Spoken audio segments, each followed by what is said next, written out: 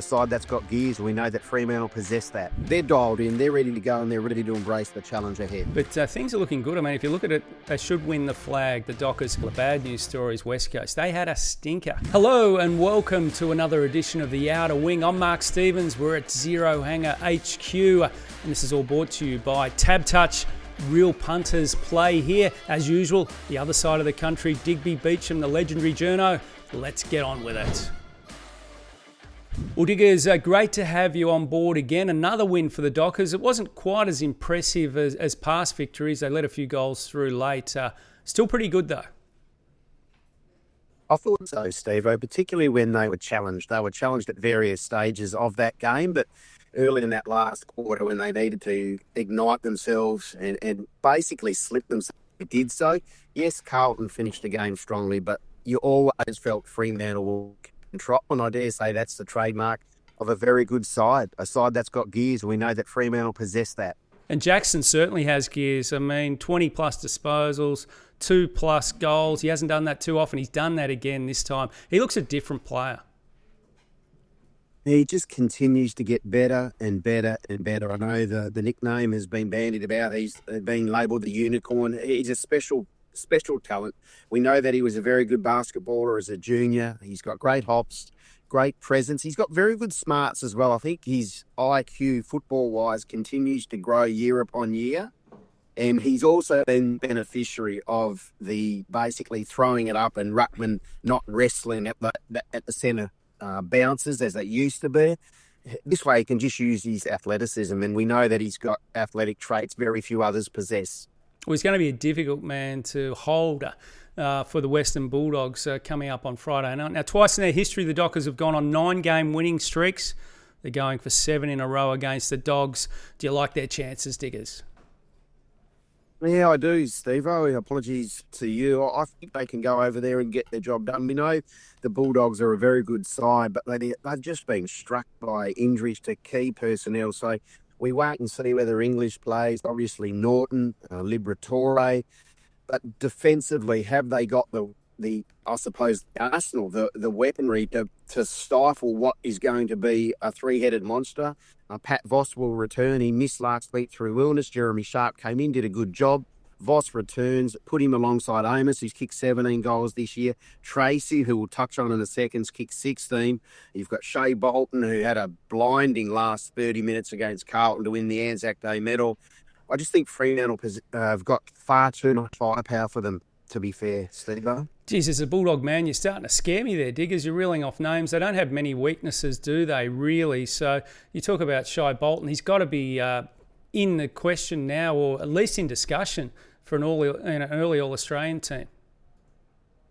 I would have thought so, Steve-o. I think it was All-Australian in 2022, Shea.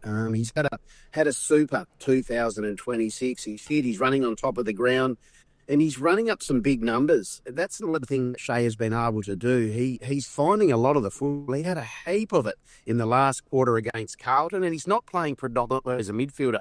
Yes, he pushes up high, but then he can work back towards goal. And, alongside a Frederick, a Dudley, Switkowski, that fleet that Fremantle boast, it's quite daunting, I would have thought, for opposition sides. Yeah, it's going to be daunting in the middle because Tom Liberatore won't play. He's not coming out of those concussion protocols just yet, Diggers. So they're being cautious with him. He was eligible to play under the rules, but has a long history, so he won't play. Tim English, as you mentioned, is 50-50. So you'd have to be concerned. Ball out of the middle, of course, they've still got Bonampelli and Richards, but if Supply gets into Freo's forward line, they could kick 20+.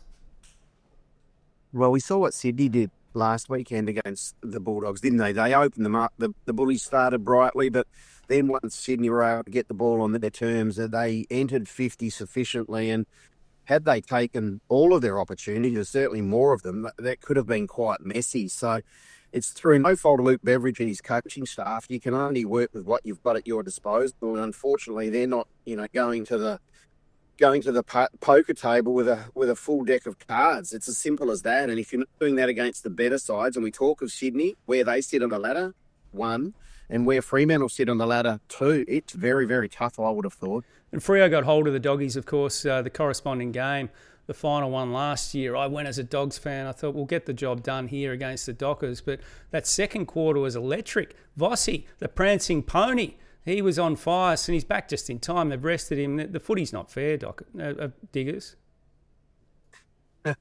Well, he'll come back. It's a big in, but I think cautionary tale for Fremantle. What was the year? Was it a couple of years ago when Bont was sick and he came back in for that game against Fremantle at Marvel Stadium, and he had a game that we've seen all that often from Bont. We've seen it so many times. So look, Fremantle, are again on a 6-day break with travel, so it's not going to be easy.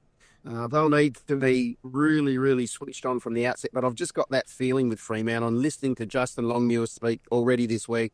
They're dialed in, they're ready to go, and they're ready to embrace the challenge ahead. Now, we've mentioned Bolton, Diggers. I'm going to put you on the spot. So we're 8 weeks into the season. Give us your top 5 Freo players so far. I want them in order. No squibbing around here or sitting on the fence. In order. I hope you're prepared for this, Diggers. So let's start with who's in 5th place. 5th place, I will go Caleb Sarong. I still, I'm a high class inside mid, in and under. His hands in congestion are excellent, averaging good numbers again, in excess of 25 disposals. Clearance numbers are sound. It's been a couple of games when he hasn't been as prolific as we've seen previously, but still very solid. Caleb Sarong in 5th. Shea Bolt in 4th for me, Steve-O.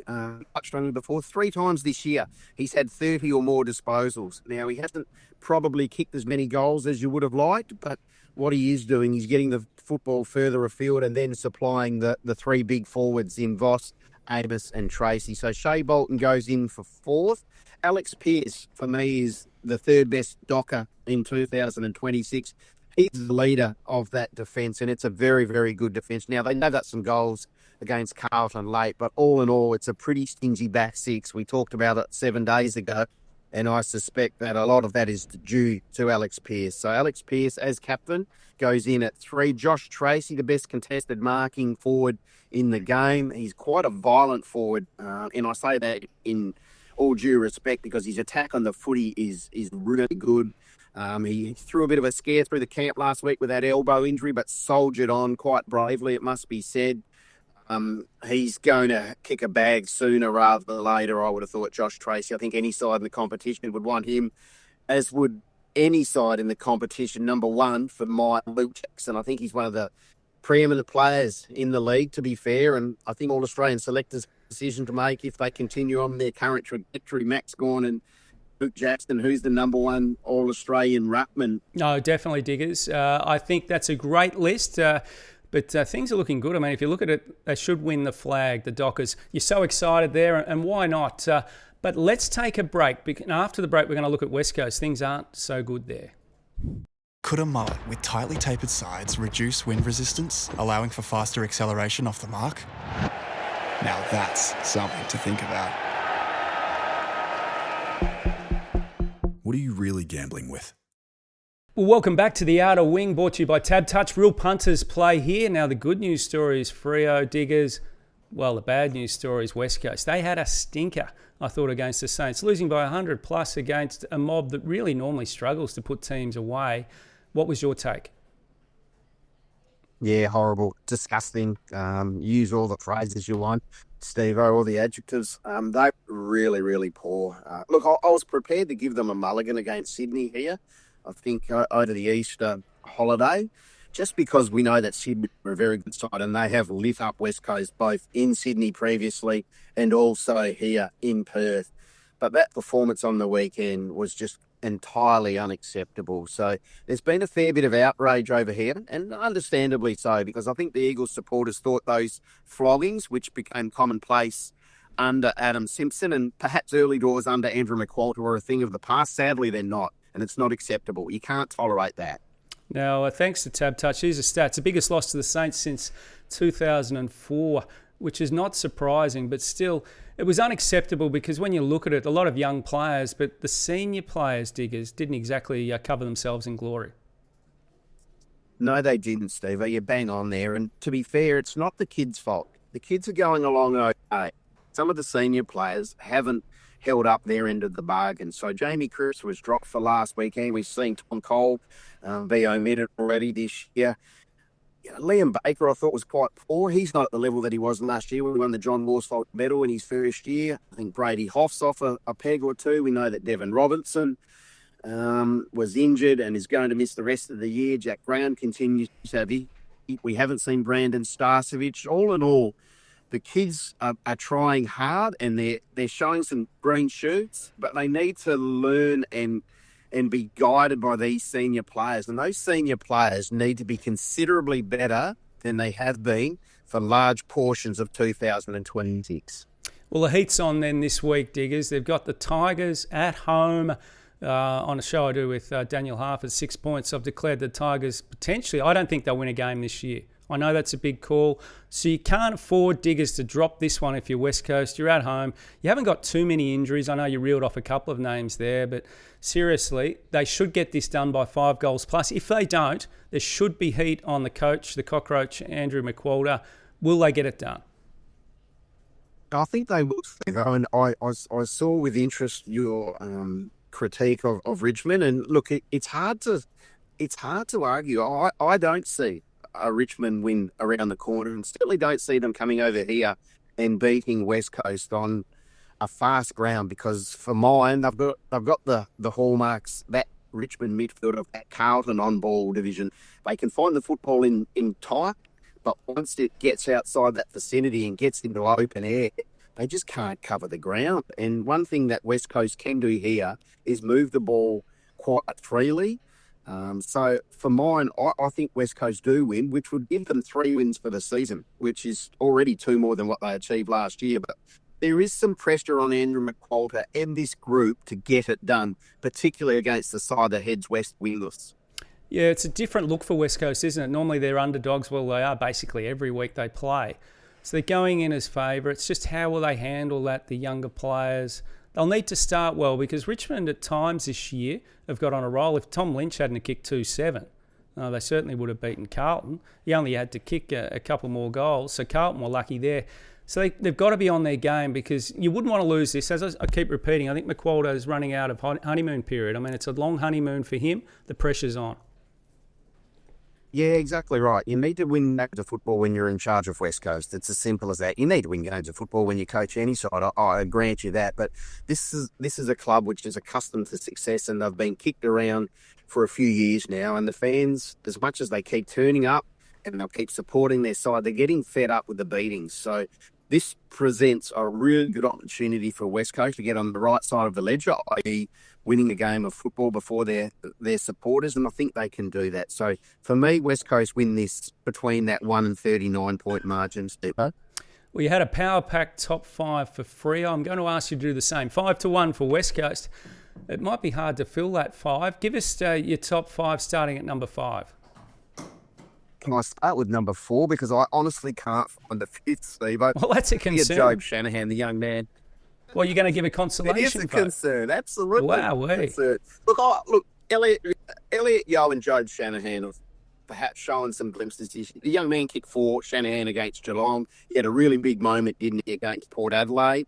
So you give him a tick. He's still very much in the infancy in his career. Elliot Yeo's been with injury, but the games that he has played, forgetting that horrible attempt at goal against St Kilda, and there's been some good signs there. So I'll put Elliot Yeo and Job Shanahan tying for 5th. For 4th, I'll go Jake Waterman. Now, he's played every game this year, and one thing that we have talked about with Jake is his accuracy when in front of goal.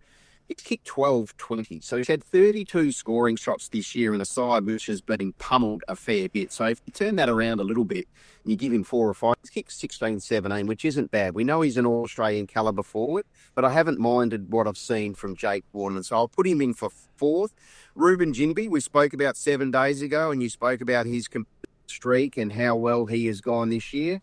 Look, he's fighting a losing battle down back. It's not a good spot to be. I wouldn't have thought the West Coast defence at the moment with how much ball they're seeing. But all in all, you know he's going to give you a really good contest each and every time the ball's down there. And I think he's been solid enough, Ruben. So we'll make him West Coast's 3rd best. The 2nd best, which is an indictment on some of the senior players, Willem Dersma. I think this kid's really good. He's got some good numbers. He's getting it 20 times a game. He's taking 5 or 6 marks a game. He's great size, great mover. And to be fair, he's had a great start to what looks to be a really long and prosperous AFL career. And their best player, West Coast, for mine in 2026 is Harley Reid. Now, there are some dips with him, and he's not always dialed in at the manner that you'd like, but I think he's taken a quantum leap this year. So for mine, Harley Reid, you know, he's averaging 23 disposals, 4.5 clearances. He's winning that contested footy. Is he going to be somewhat frustrating for West Coast fans at stages? Absolutely. But all in all, I think Harley Reid's carrying that midfield. Yeah, it's certainly a lighter list to Harley Reid at 1, given his inconsistency and lack of discipline at times. But you're right, there's not a lot else to like for West Coast. Just shows you the gap between the Eagles and the Dockers at the moment. When you look at that Power Pack 5 for Freo, that was quite scary. Diggers now had a bad day at the races. Flemington gambled responsibly last Saturday. I need a bit of a top-up. What have you got for me for Real Punters Play here, TABtouch? Give us a couple of bets for the footy on the weekend. Okay, $3.10 is on offer for Luke Jackson to get it 20-plus times. Buckley-Dale, who can be quite prolific, to get 25-plus times, and also Shea Bolton to kick 1-plus goal. As I said with TABtouch, $3.10, and I'm trying to keep it nice and simple with West Coast, Steve-O, as I flagged earlier. 1 to 39, that margin there, $2.20 for West Coast to win. I like it, Diggers. You're a smart man. Thanks for all those insights. Thanks for the top 5, even though you had a bet each way with West Coast. Not sure about that 5th pick and sharing it, Diggers, but we'll work on that for next week. We'll see you again on the Outer Wing. You win some, you lose more. For free and confidential support, call the number on the screen or visit the website.